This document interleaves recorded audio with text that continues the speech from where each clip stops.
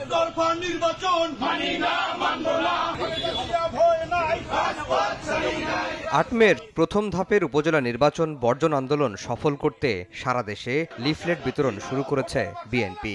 ভোটারদের ভোট কেন্দ্রে যাওয়া থেকে নিরুৎসাহিত করতে জেলা উপজেলায় কর্মী সভা করছে দলের সাংগঠনিক টিম। শুধু নেতাকর্মী নয়, আত্মীয় স্বজনরাও যেন ভোট দিতে না যায় সেই বিষয়টিও নিশ্চিত করতে নির্দেশনা দেওয়া হয়েছে দল থেকে।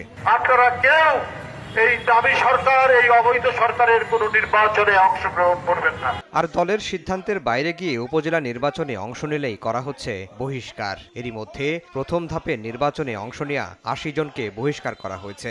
দ্বিতীয় ধাপে বহিষ্কার হয়েছেন ৬১ জন। বহিষ্কৃত প্রার্থীদের সহযোগিতা করলেও তাদের বিরুদ্ধে সাংগঠনিক ব্যবস্থা নেওয়ারও হুঁশিয়ারি দিয়েছে দলটি। এরপরও ভোট থেকে বিরত রাখা যাচ্ছে না দলের তৃণমূলের অনেক নেতাকর্মীকে। দলটির নেতারা বলছেন, দলের নীতির বাইরে গেলেই সাংগঠনিক ব্যবস্থা এক্ষেত্রে কোনো ছাড় নয়। বাংলাদেশ জাতীয়তাবাদী দল একটি সমুদ্রের মতো দল।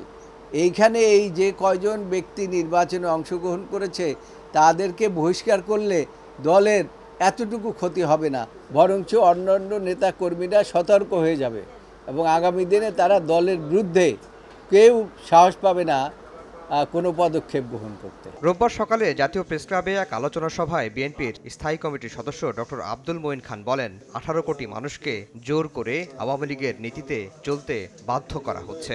যেখানে একই লাইনে আওয়ামী লীগের নীতি অনুযায়ী, কথা অনুযায়ী, বক্তব্য অনুযায়ী, চিন্তাধারা অনুযায়ী বাংলাদেশের 18 কোটি মানুষকে একই লাইনে চলার জন্য যেখানে বাধ্য করা হয়, সেখানে সংবাদপত্রের স্বাধীনতা থাকতে পারে।